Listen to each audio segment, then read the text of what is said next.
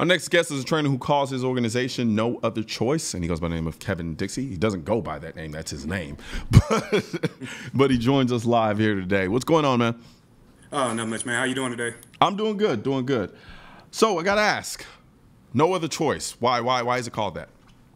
No Other Choice stems from a philosophy of this. First of all, when it comes to training or firearms in general, before you use any skill set you obtain from concealed carry or advanced tactical running, before you use that against any human being, you should be at a point of no other choice. Every other option has been exhausted, and then it's just a good philosophy of life. Whether it's education, whether it's accomplishments, whatever your goals in life, hey, every morning your feet hit the floor, you got no other choice but to achieve them. I am such a big proponent of this message. It's unreal. I remember I did a video once called it's called the I Wish a Mofo Would. And you know, and it speaks to a mentality. I'm not gonna say it's pervasive, but it does exist by people who own guns and who don't own guns, of being too quick to think to go to the gun. So in your program, how do you go about teaching people to de-escalate tension in situations? Well, the first thing we start with, I don't care if you're coming to take a concealed carry class, I don't care if we're working with children, the first thing we attack is the mindset. Mm-hmm. You know, let's get your mindset prepped before we go through the next 4, 6, 8, 10, 12 hours to make sure that you understand everything you're going to learn is a last resort. Preparation is the only thing we don't use as a last resort. So like situational awareness, things like that. Yeah, pay attention to that. Yeah. But anything that you learn here, make sure that you understand that this is an emergency pack. You don't break this out unless you absolutely have to. So start with the mindset. That way everything else you teach is absorbed and you don't have any problems going forward. Absolutely. Now, with the people that you teach, what tends to be the most common question or the thing that they fail to understand the most in your classes? I like to say, to attack that, I like to say that self-defense is anything but common sense. So a lot of people, you know, people believe, they give these scenarios like, hey, I was in this situation and somebody scared me, mm-hmm. or they got too close, you know, something where, you know, your verbal judo, understanding, you know, your personal space and things like that, or just walking away could prevail. But a lot of people believe, hey, if I get assaulted by somebody smacking me in the face or pushing me aggressively or something like that, then I can go to my firearm. And like, guys, that's not what we want to teach. We want you to understand that, hey, that's not the way to go. This is the last resort. So normally it's somebody hurt my feelings. What can I do about it? And we try to break them out of that. Gotcha. So what was it that drove you to want to approach the idea of training from this perspective, from the de-escalation perspective? Because it's something that's rather unique. Not saying that other courses don't teach it, but that seems to be the kind of funnel hole that you start from. So what made you want to go in that direction? Well, I started my career in firearms. I was working in the prisoner processing division of the St. Louis City Police Department. Mm-hmm. And so you saw a lot of bad parts of society, but then I saw a lot of good people that just made bad mistakes. Gotcha. And some, you know, years and years of talking to them, and then you see these families on the other side of the glass trying to beat their way to dad or trying to beat their way to mom. So it kind of started there. So I wanted to tell people, hey, it's one thing for a guy to tell you he might have a friend or a buddy that went through this, but I'm telling you, I've seen thousands of people that I've had to deal with, that I've had to incarcerate, that unfortunately didn't use patience. They didn't exercise other gifts before they went to a firearm or some other form of violence. Guns don't always have to be the answer. And we just, from that, is just, hey, man, I want to break that cycle. I want to do what I can to make sure people understand responsibility. That's awesome. That's an incredible perspective, and one that I know a lot of people probably didn't see coming. Because I think there is a misconception that everybody who goes through a situation like that, you know, that they're horrible people, and then it's very easy to make mistakes, whether you have a gun or you don't have a gun. And so with that being the case, what for you is the most challenging component of your training program in terms of... most challenging, man, to be honest with you, the most challenging thing now is not so much of the training, it's the getting the information out. So when I started this, it was all about behind the scenes training. You know, social media took off. I've been doing this about 16, 17 years now. Mm-hmm.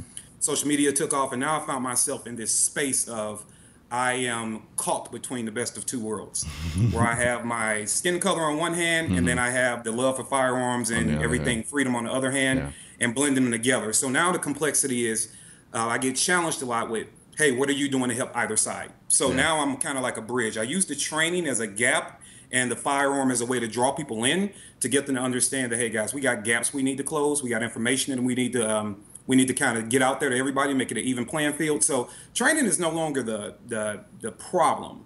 It's more so of making people understand that, hey, in the training and everything else associated with it behind the scenes, we all have to be one team. So that's kind of my new challenge now. Yeah, no, it's interesting how no matter how hard you try, no matter what aspect of the gun community you're in, the political, social issues will creep in there some shape, in some way. What typically tends to be the response, or do you get a certain response from people when they find out what you do?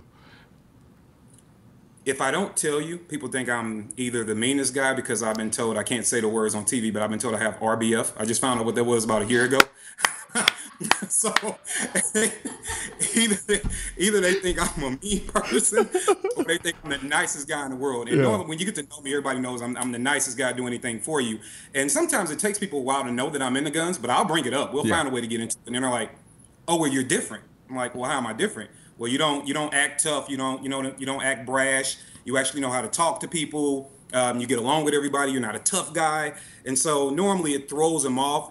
But I kind of use it as a segue because I can't tell you how many anti-gunners I've turned around. Yeah. So it's always a positive conversation to have in the end. You know what I find that's very interesting about their kind of perception of you? If you contrast that against the people who they've seen that is the opposite of what you are, they never really actually meet them in real life. It's the caricatures that they see on television or news shows and things of that nature. That's where they get their perception about people who own firearms or people who teach firearms, things of that nature. But then they meet someone face to face, someone like you, and then they tell you you're different. And it's like, no, I'm pretty normal. The image that you thought I was, that's different than what reality actually says. So, you know, and I deal with that myself too, quite a bit. You know, I usually kind of go inconspicuously about my way in life, but doing what I do, someone will know, and I have to engage in a conversation about firearms. How often does that conversation funnel into the idea of who you are from a racial standpoint? You being black. For me, it's inevitable. It always comes up as if there's some distinction there between, and I understand the kind of unique perspectives from each group of people, but for you, when you're engaging people and talking about and having these discussions, how much does the issue of race come up? 95% of the time. It comes up a lot. It's almost unavoidable, which is why I say I kind of got forced into the avenue I'm in now. Yeah. Not that I don't like it. I mean, I'll attack it head on.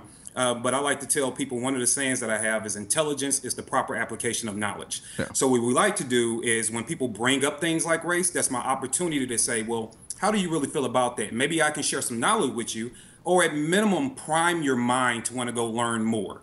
And so you can actually have open dialogue and conversations and things like that. So it comes up. Yeah. The sad part is, when you really, and I'm pretty sure you understand, when you really engage in it, well, I know you understand because you get attacked a lot for it, but when you engage in the conversations, either you're not enough because you should be a black man and you should be doing marching and yelling, or you're not enough this because you are a black guy and you'll never really understand. So luckily I'm surrounded by a bunch of good people and I can kind of rein things in, but I'm all about sharing information, so I'll just get out there. You bring it up, they bring it up all the time, so I'm just going to take it head on and deal with it. Absolutely, absolutely. We're out of time now, but before we go, just let people know where they can go and find you and where they can go if they want to take a class. Oh, sure. You can catch me on Facebook at NOC, that's for No Other Choice, NOC Firearms Training.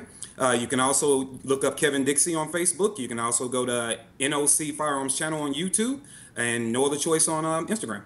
Absolutely, absolutely. Well, man, appreciate you taking the time out to talk to me about what you do. I appreciate it. I love the concept, and I wish you all the best going forward.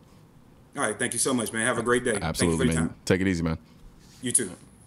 So that's going to do it today for Seeing Live. We'll see you right back here tomorrow at 5 p.m. Eastern on NRA TV. I'm Colion Noir, and I'm out.